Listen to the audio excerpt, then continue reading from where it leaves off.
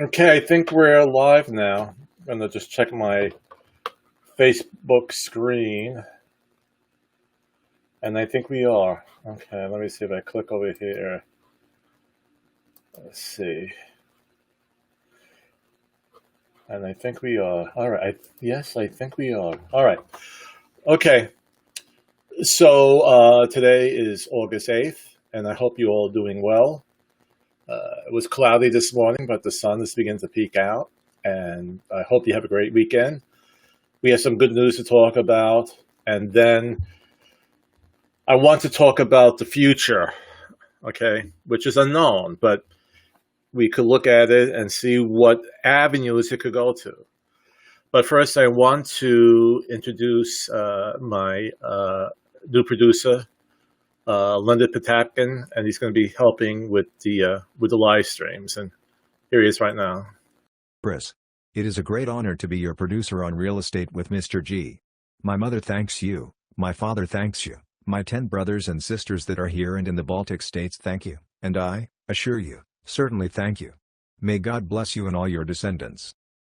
Well, thank you very nice, Linda. That was very nice for you to say all that. I'm looking forward to many live streams where you're helping in the background and finding guests that we could have for future broadcasts. So thanks a lot. So let's get right back to the subject matter. I want to recap some of the live streams we had in the past. Before I even talk about the importance of getting listings, I want to bring up again, 2 weeks ago, we had Lisa McNeil of Old Point Mortgage on as a guest host. Well, not a host, but we interviewed her about today's current market. And the reason why I'm going to repeat again, with the leads that I'm getting in, and I have people excited about the very low interest rates, which is historic. I mean, they're really great. They're hovering around 3, but I think the end of the week they ended up below 3 again. So if you could take advantage of these rates, you should. All right, if you're in the marketplace to look, it's a great time to buy. I always have a problem with new leads coming in for them to actually call the loan officer for pre-qualification. And again, we cannot really move ahead without that pre-qualification. One reason is that a lot of people, they may think their credit is good, and they may think that credit is bad. It's always been the reverse with working with people. The people who think it's good, we find out it's not so good, and people who think it's not so good, we find out that they could actually buy. All right. Number 2, we have to know exactly what your price range is. I have people calling in, they want to look at a house at $250,000, but when we get down to the nuts and bolts of it, they could do $150,000. So you're not aware of the price range that you're eligible for. So that's why you need to call them. Okay.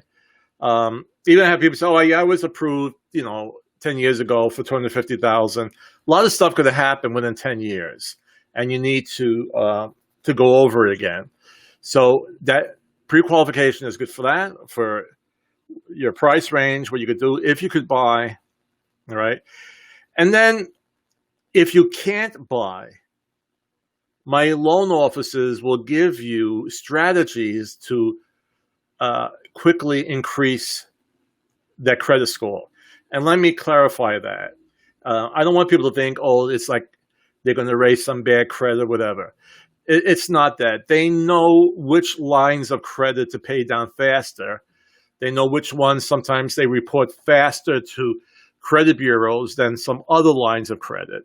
And they could give you an estimate. If you just happen to have some extra cash in your bank account and you could make more than the minimum payment, they would then say, okay, if you have more money, let's make, for instance, you have a $500 payment to Citibank MasterCard as opposed to JCPenney.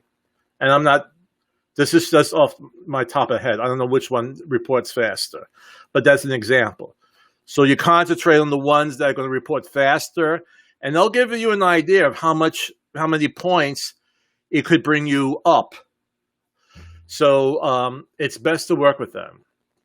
And then I've been realizing that there are people who, okay, I made the call to Chris Gargiulo, broker associate of Willow Beach Real Estate, and he's sending me listings to look at.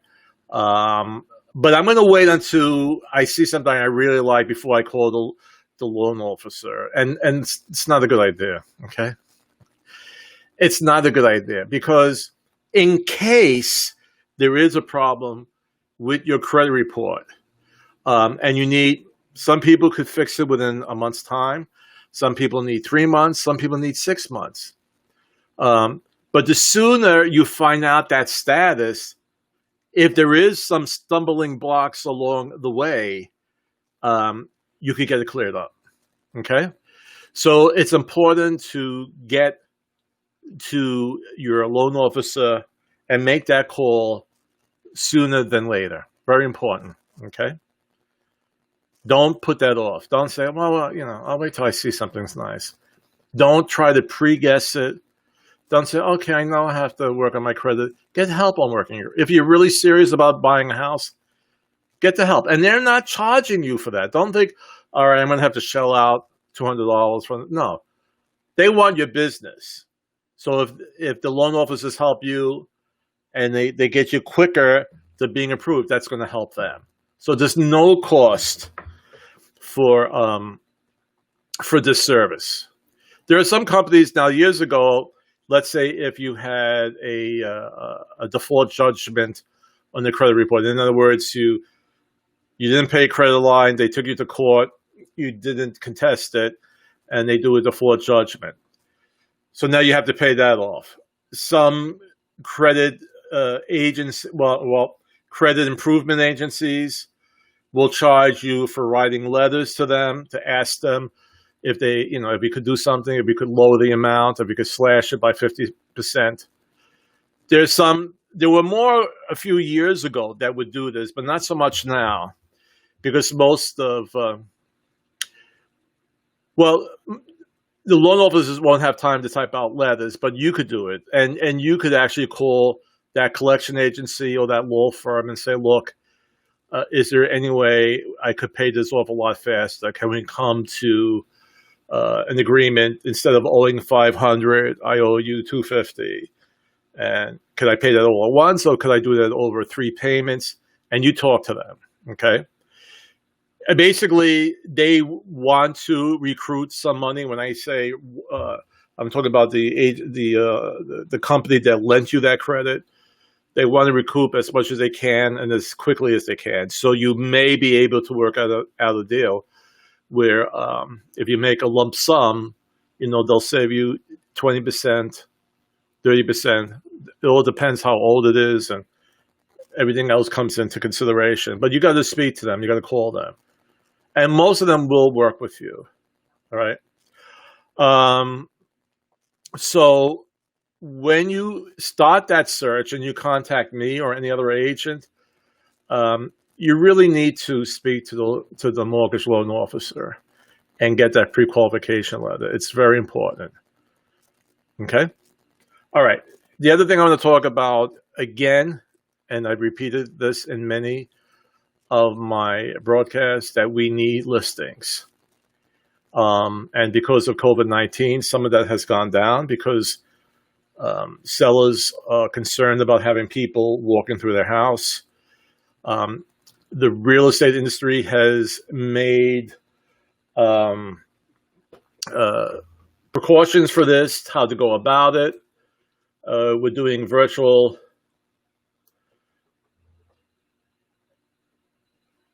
Oh, thank you, David. You said I look much younger on live video. Thank you. All right. And so people have concerns about that, and rightfully so. So I if you're nervous about that, I don't want to say you should not be nervous, I would tell you we've done extra precautions. I carry, for instance, masks with me. I have extra masks. So if my client doesn't have a mask, we could put them on. I actually have rubber gloves in my car. So if you're afraid about people touching stuff, most important is that we've done virtual tours, and the potential buyer will look at those, whether it's on the multiple listing service or if, I set up a separate website for each of my listings and they view it there. And then you kind of like weed down the ones that are really interested. You don't have just, your Sunday visiting houses day. You have the real serious home buyer coming in. So you have less traffic.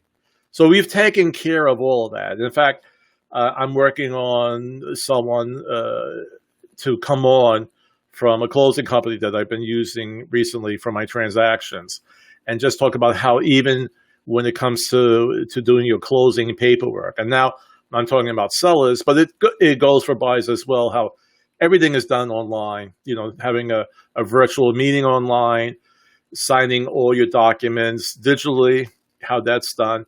You don't even have to leave your home. That's how well it's put together. So, put those fears to the side. And if you're still nervous and you have deep concerns, then you might just have to wait till we get this COVID-19 under control. I don't want anybody to list who has extreme fears, or they have people living in the home who are in those age groups that are most vulnerable to this. But if you don't have that, we could take precautions to make sure that the COVID-19 is not spread even further. And if your house is empty, if you're already left, then you really don't have that concern. At least I don't think so. All right. If you're not living there and people come in to look, that should lessen your concerns about that. But on the other hand, if you are thinking of listing, you need to put it on now, because as for people buying, the ones who are out there looking, they're very, very serious. I'm going to show you some paperwork on that. And they want to buy. So we have properties that go on, and I've stated this before, that go on the same day, and within 24 to 48 hours, they have an offer on it. Sometimes it's multiple offers, and we've got them ratified like within 48 hours. So you have a little competition out there with a great demand. All right, so let me show you some statistics that we have out here.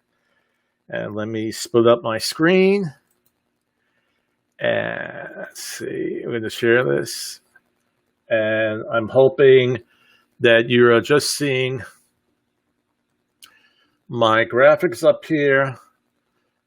Just checking with my other computer here to see if this is showing up. And I don't know if you get to see that too. All right, maybe I still have to then tell it to share. Let's see. So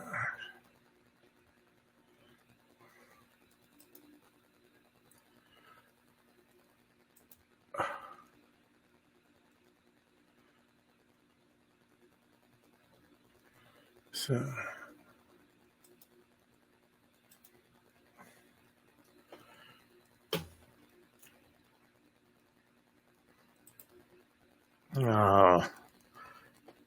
I'm not seeing it up on my other computer. So let's put this back up here. I click on that. I tell it to share. And I believe recently was sharing a window. Okay. So I can't tell if you guys see on my computer is showing that the screen is up.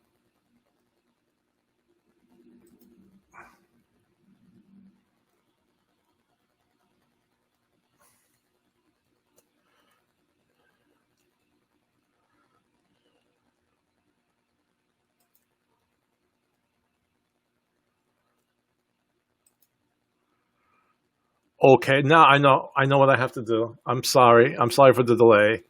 There you go. Now can I show it on the whole screen? Let's see here.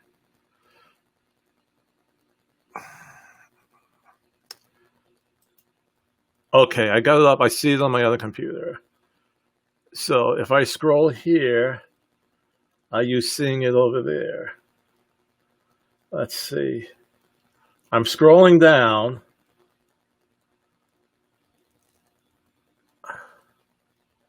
Oh, I think it's working. Okay. All right. Okay. All right. So here we have the experts weigh on the remarkable strength of the housing market. Okay. And let me get rid of this over here. All these messages come up. All right.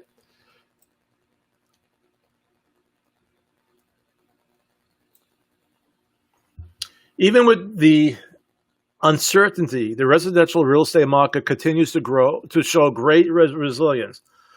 Look at what experts have said about the housing market over the past few weeks. And this is Ivy Zelman, CEO of Zelman & Associates. Whether in terms of pending contract activity or our proprietary buyer demands ratings, the various measures of demand and captured in this month's survey can only be described as shockingly strong in spite of the resurgence in COVID-19 cases. Next quote is from Logan Mostashimi, lead housing analyst at Housing Wire. Existing home sales are still down year over year by 11.3%. But as crazy as this might sound, we have a shot at getting positive year-over-year growth. We may see an existing home sales print of 5,510,000 in 2020. And then we have Matt Speakman, Zillow economist. In a remarkable show of resilience, the housing market has stared the pandemic right in the eye and hasn't blinked. So we have, I could read more, but everything is positive about it. And mostly, again, the ones who have been qualifying and who are looking, this is more of the groups that are able to, for instance, work at home or work partially at home. And they're mostly longer term in their careers. And the banks feel qualified or feel confident about giving them a pre-qualification letter. So we have a bottom line here. Experts seem to agree that residential real estate is doing remarkably well. If you're thinking of jumping into the housing market, buying or selling, this may be the perfect time. And this is another article now, by the way, these are articles that were on my blog during the week. My blog is updated at the minimum of 5 times a week, Monday through Friday. That's not including videos that I will load up. Again, each article will discuss the current market. I will have a section, though, about the events that I believe, events that I would like to talk about. There'll be other documents on it or other articles. It could just be about local events or happenings within the Hampton Roads area. I'm going to concentrate more so on the peninsula because that's where I am. So once we get the yachts going back in, and I'm a big music lover, especially of classical music and jazz. So like when the American Theater in Phoebus starts going again, and the Ferguson Center at Christopher Newport University, once they start their shows again, I'll be talking about that. I will also talk about any concerts that, for instance, would be in the Chrysler Hall or the Sandler Center. I love those other venues out there as well. And we'll talk about that, okay? But again, it's showing here, share of today's buyers actively trying to buy a home. So we see in the first quarter and second quarter, of 2020, it has remained the same. Okay. Basically, towards the end of the first quarter, as you go into the second quarter, you have the beginning of the shutdown for the pandemic, and basically it's still remaining strong. I mean, if we didn't have the situations of the pandemic, once we got into the second quarter, this could probably even be higher. The economy prior to this point has been good. And if you go by the stock market, it's continually going to be, it has been good. I'm going to talk about the news that came out the week prior because I think we have to. As a real estate agent, we try to bring out all the positive things that are going on, but I want to talk about what might happen in the future. All right, so here's quotes about home buyers. Of millennials planning a home purchase in the next year, 50% are already actively searching for a home. Okay, when breaking down house buying power by educational attainment for millennials in 2019, we find that the higher the education, the higher the household income, and the higher the house buying power.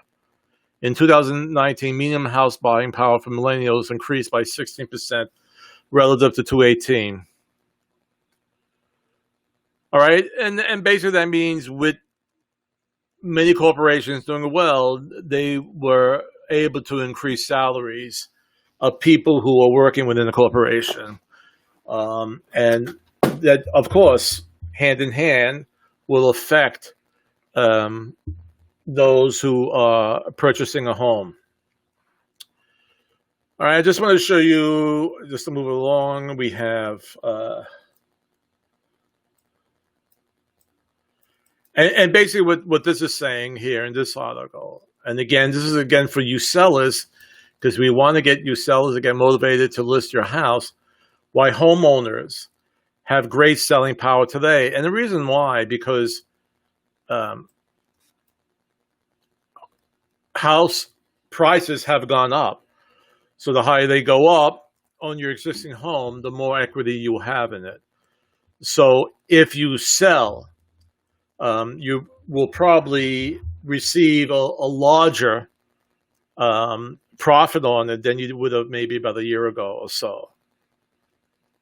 So over the past 10 years, the equity position of homeowners has positively changed as a result of more than 8 years of rising home prices. As the economy climbed out of the recession in the first quarter of 2010, 25.9%, or 12.1 million homes, was still underwater compared to the first quarter of 2020, when the negative equity share was at 3.4%, or 1.8 million properties.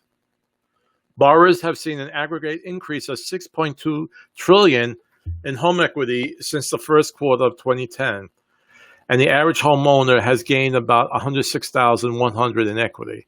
Now that's a lot, but those are people who've had their own house for a while, and it would have to be at least 10 years or maybe even more. But no matter what, you would have positive equity if you bought within the last 10 years or less. And I even could attest to that because the last couple of years, the amount of short sales that I had to deal with, or that's actually on the market, has gone down substantially. And again, short sales is when people are trying to sell their house when they are,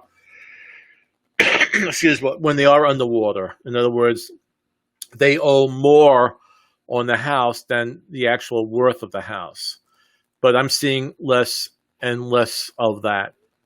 And I'm kind of glad because I'm actually working on a short sale right now, and it just takes so long to get the third party provider, which is the one that holds the mortgage, to agree to the contract. It could range, I've gone from 3 months when we were in the height of the short sale market. I had a deal that went on for about 6 months. So they're a headache, and there's a lot of follow-up, but I'm seeing less of them. I don't want to, I'm just telling you out there, If you have to sell your house short sale, you got to do whatever you have to do. It takes just longer to close on it. So that's all the positive news. I'm going to pass this one because I don't want to spend too much time on this on the selling side. But I do want to talk about what I talked about last week, and it was news that came out the week before about the gross domestic product, and it came out that in this quarter we were down almost 33%, and that's kind of important. And again, most time the GDP is actually going to represent the full whole year of a country's economy, but they do quarterly checkups on it. And just to review, the gross domestic product, GDP, is the monetary value in local currency of all final economic goods and services produced within a country during a specific time period, a period of time. Just to clarify, all final economic goods. So for instance, a manufacturer may go out to a lumber yard and buy all cut wood. Well, they paid for that. But the final economic good would be what comes from that production. So what they would take into the calculations would be, the desk that wood was turned into, that picture frame that wood turned into, that house. So they look at final economic goods, because through the whole process from the farmer who's growing the trees, if that's what you call them, who grow trees, to where it goes to the mill and then it's cut and then the manufacturer. So there's many lines along the distribution. Each time that item is purchased, right?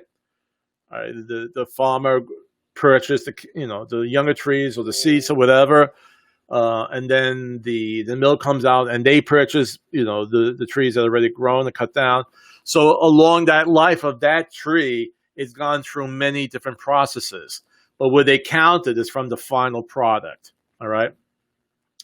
So what's happening, and you could see that even talks about total goods and services bought by consumers, encompasses all private expenditures, government spending, investments, and exports.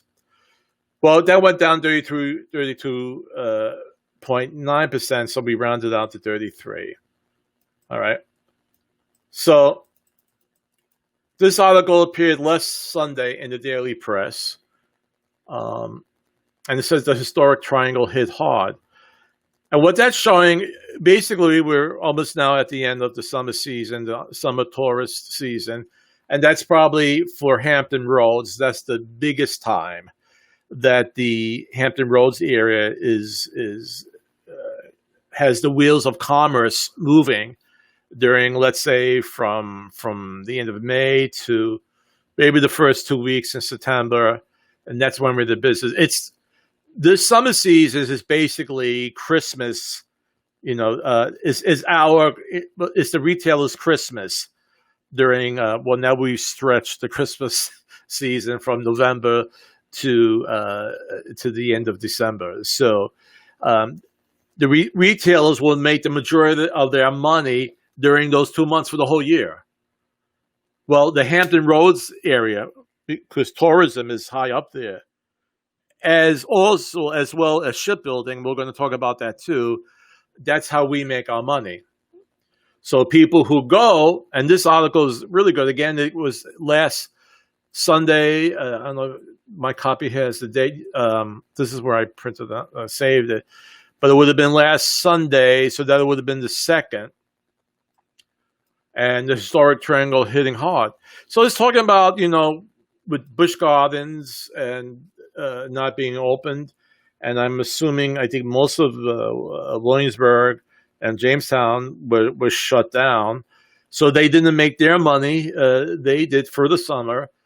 The surrounding hotels did not make their money that they would for the summer. The surrounding restaurants, okay, novelty shops. I'm thinking about the Yankee Candle Shop, which is like An attraction by itself up in Williamsburg, all of that is down, okay?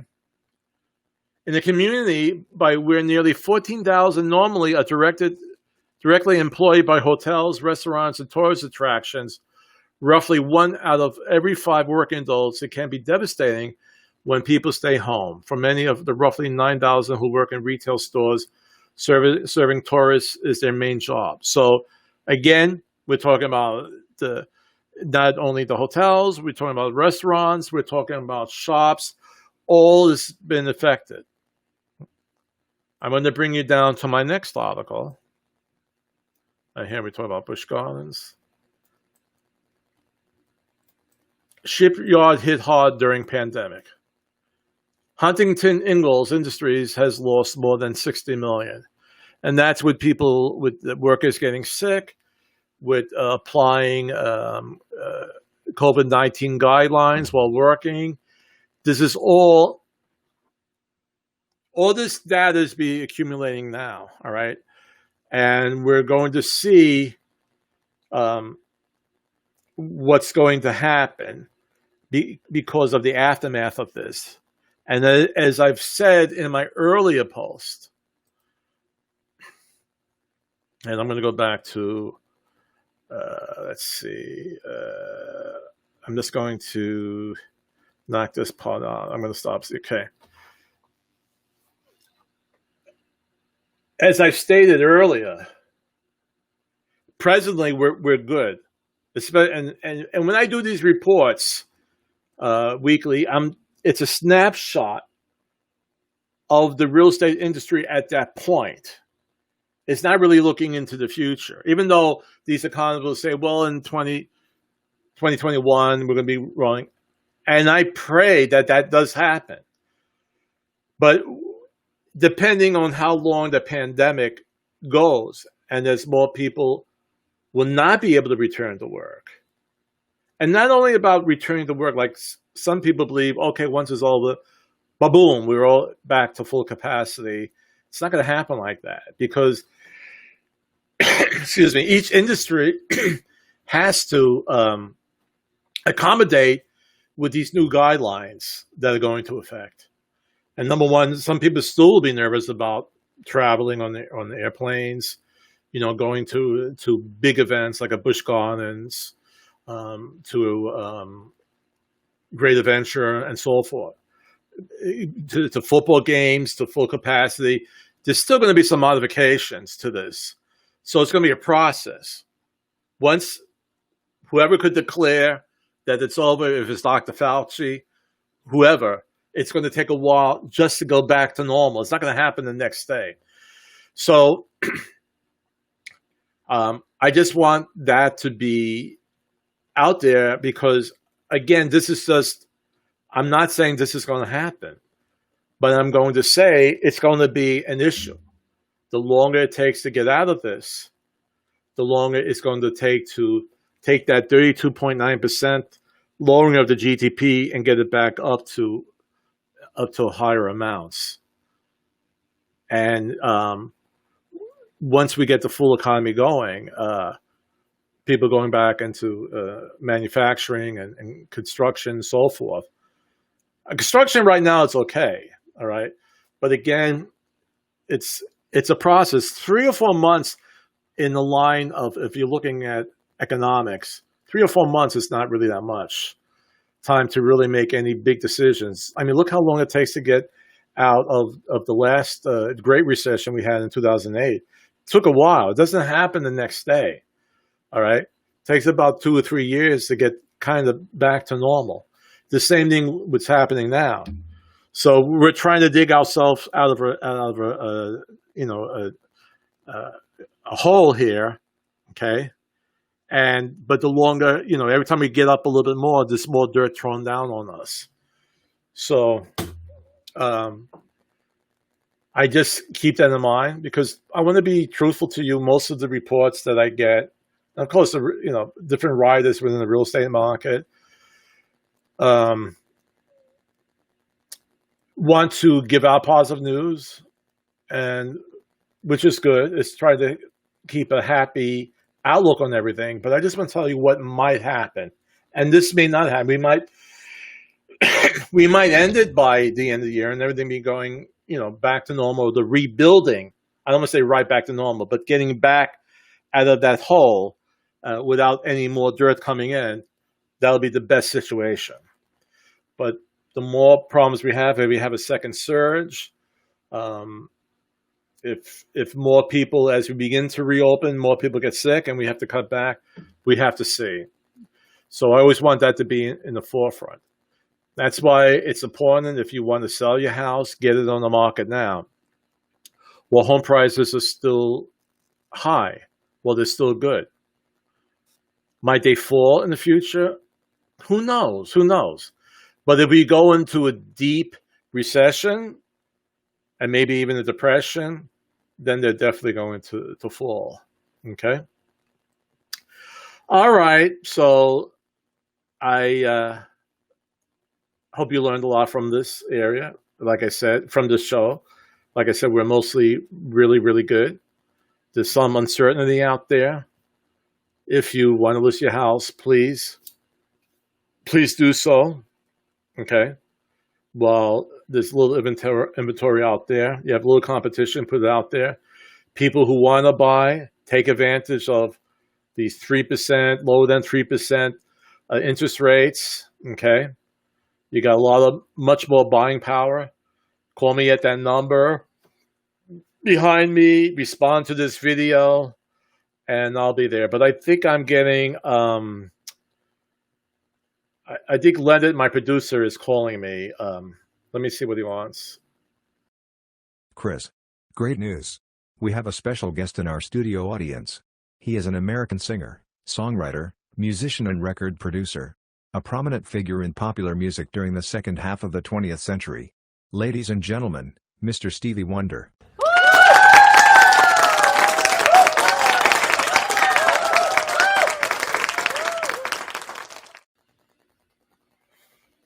Well, that's very surprising.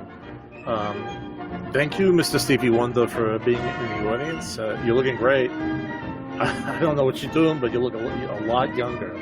So thank you so much for being there, and thank you, Leonard, for producing our show this week.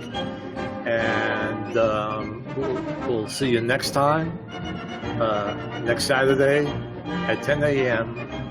for the next live stream of Real Estate with Mr. G. See you then. Be safe. Wear your mask. Wash your hands. And keep 6 feet apart. Thank you.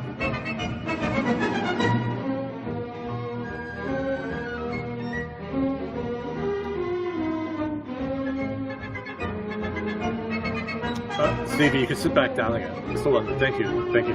Please sit back down. Thank you.